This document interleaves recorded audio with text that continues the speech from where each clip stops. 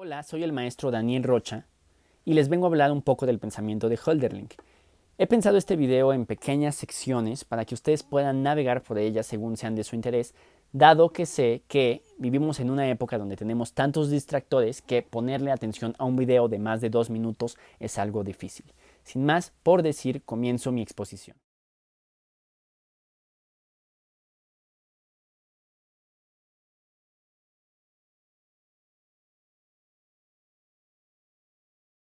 La poesía y la filosofía coexisten, no es una disyuntiva. Ustedes pueden encontrar poesía dentro de los textos filosóficos y ustedes pueden encontrar filosofía dentro de los textos poéticos. Ahora, una discusión filosófica acerca de la poesía es cuál es el lugar del poeta dentro de la comunidad política. Bien se sabe que Platón prefería expulsar a los poetas antes que tenerlos en su politeia. Aristóteles confiere cierta función social a la poesía, una función catártica de purga de emociones.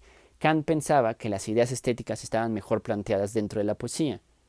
Hegel, Schelling y el mismo Hölderlin hacían poesía para sobrevivir a la filosofía. La cuestión es, ¿qué tipo de vida lleva el poeta? ¿Sirve de algo para la comunidad política? ¿Es deseable? Yo creo que Hölderlin tiene una respuesta a esas preguntas. Somos seres políticos, ya lo decía Aristóteles. La episteme politicae rige la vida en la ciudad. El poeta, ¿qué tiene que ofrecerle a esta comunidad política?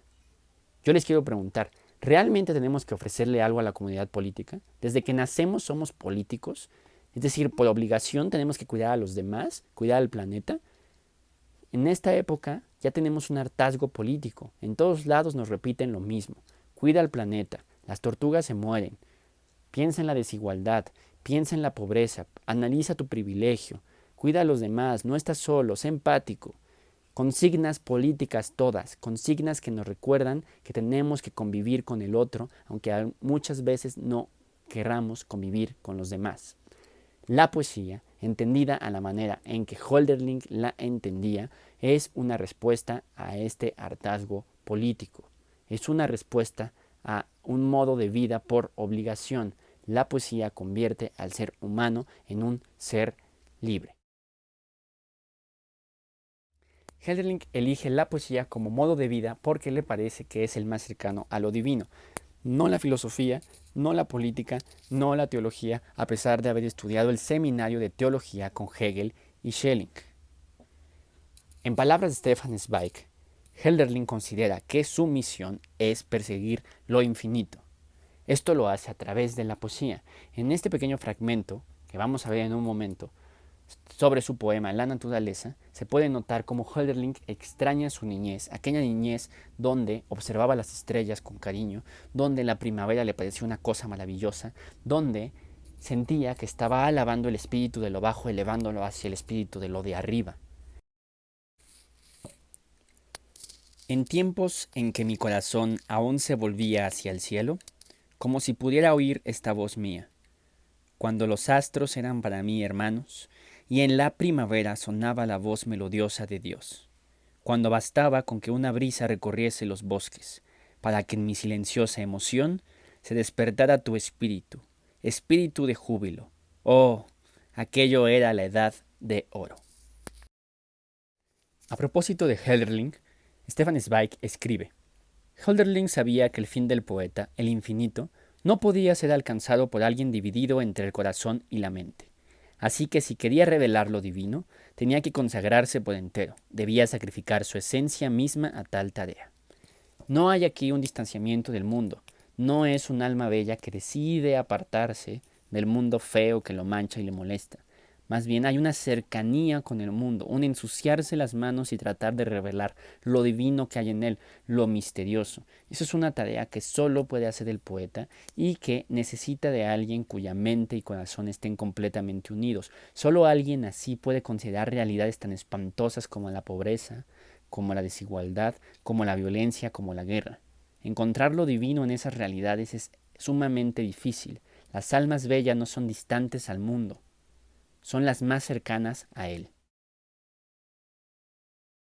Hölderlin pregunta en una carta si el racionalismo filosófico y el pensamiento político tienen espacio para la armonía humana. dado que la armonía humana necesita realidades como el gozo de estar vivo, la celebración de la vida comunitaria, el asombro a la naturaleza y el reconocimiento de la libertad. Hölderlin encuentra que el pensamiento político y la filosofía no tienen espacio para la libertad. No lo encuentran, se preguntan dónde está, pero no logran hallar la respuesta y atan todo a necesidades. Estas necesidades podemos pensarlas hoy en día, en donde todas nuestras acciones, según nos dicen, están condicionadas por temas que no nos corresponden a nosotros, ya sea alguna estructura histórica que nos haya configurado como sujetos, piénsese en el patriarcado, por ejemplo, en el capitalismo, piénsese también, por ejemplo, cuando nos dicen que nuestros pensamientos dependen del nivel social en el que vivimos, de dónde nacimos, del país en el que estamos. Es decir, nunca depende de nosotros, siempre depende de factores externos que nos configuran. Y si el sujeto tiene una acción dentro de esta realidad, es una acción muy breve. Por eso tiene que estar pensando constantemente en cuál es su lugar en el mundo, porque él es rico y el otro es pobre, porque él es pobre y el otro es rico, porque tiene que ser empático con el otro, porque su nivel social lo hace que piense tal cosa, porque ciertas acciones que él hace son muestras inconscientes de alguna realidad histórica que oprime a unas minorías. Es decir, estas realidades Hölderlin las encontraba como insuficientes, no pueden dar sentido a la libertad humana. La libertad humana es un misterio que solo le corresponde revelar a la poesía. Es una de esas realidades que Kant, evidentemente, ponía en el mundo del noumeno, que tenía cierto contacto con este mundo del fenómeno, pero para Hölderlin el link entre el fenómeno y el noumeno va a ser la poesía. A continuación, con un esquema, les puedo explicar cómo funciona este mundo en Hölderlin.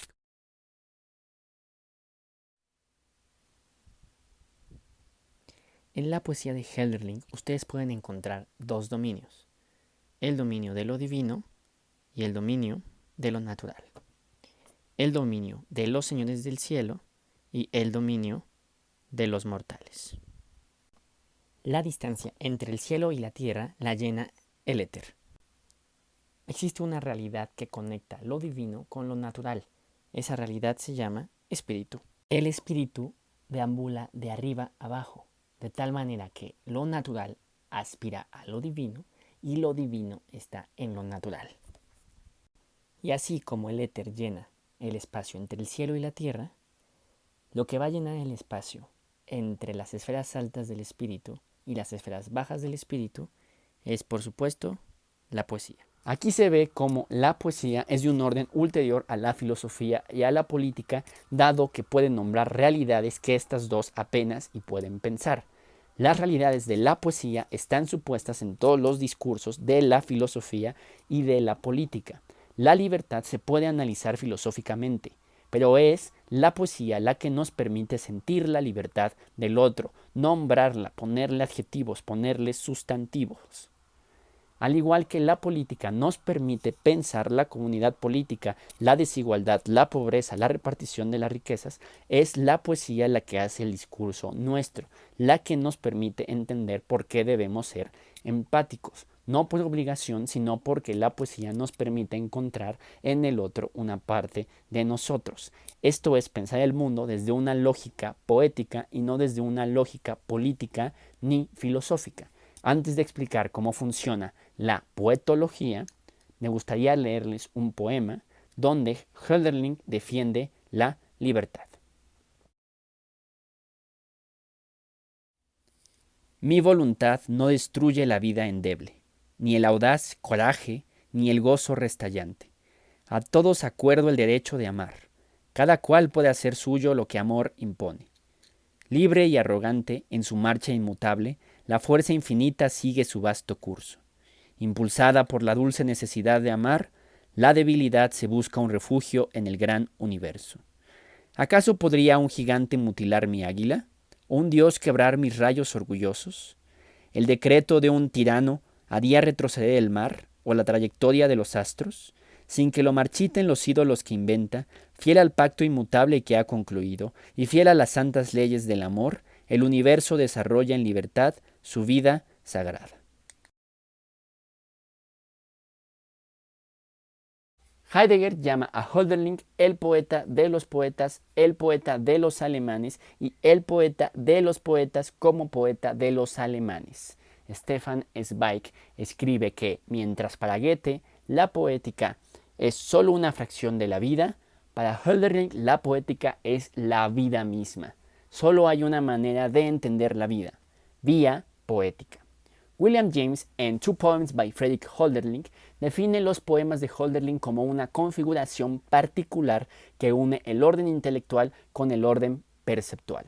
A esto se le llama pensar el mundo desde una visión poetológica, desde una lógica poética. A continuación explico con un esquema en qué consiste esta visión.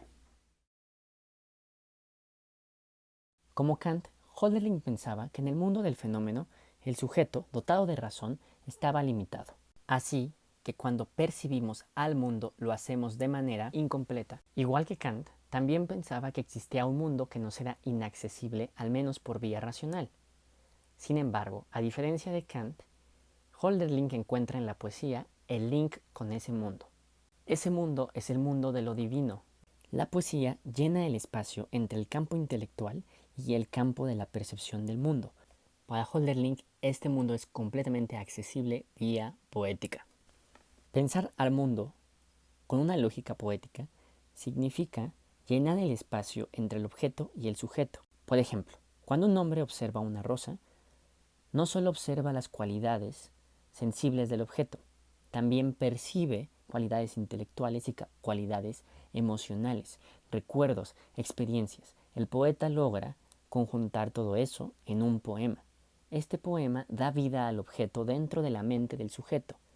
Es decir, la rosa no es solo una rosa, sino un conjunto de vivencias que nos permiten relacionarnos con el mundo que nos rodea. Poetizar al mundo es darle un sentido.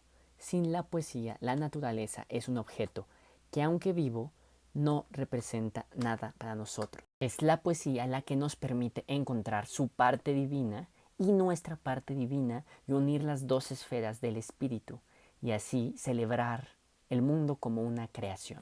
Esto es, en esencia, lo que Hölderlin entendía como pensar el mundo desde una lógica poética, desde una poetología. Como conclusión les quiero dejar una breve reflexión y un poema. La reflexión es una invitación para que ustedes se den cuenta cómo a veces obligamos y nos obligan a hacer cosas por considerarlas lo moralmente correcto o lo políticamente correcto. Ejemplo, dejamos de usar popotes, dejamos de usar bolsas de plástico. Si se meten a sus redes sociales encontrarán que hay amigos que comparten el dejar de tener hijos como una solución ambiental. Los más extremos dicen que la extinción humana es lo mejor que le puede suceder a la Tierra. Todo esto tiene buenas intenciones, tenemos que salvar al planeta, pero ¿dónde queda la libertad? ¿No es una decisión personal interesarnos o no por el planeta? ¿Es acaso una obligación simplemente porque nacemos en él? Así no las pintan, aunque nos digan que tenemos que hacer conciencia, tenemos que cuidar al planeta porque nacimos en él, es una obligación política.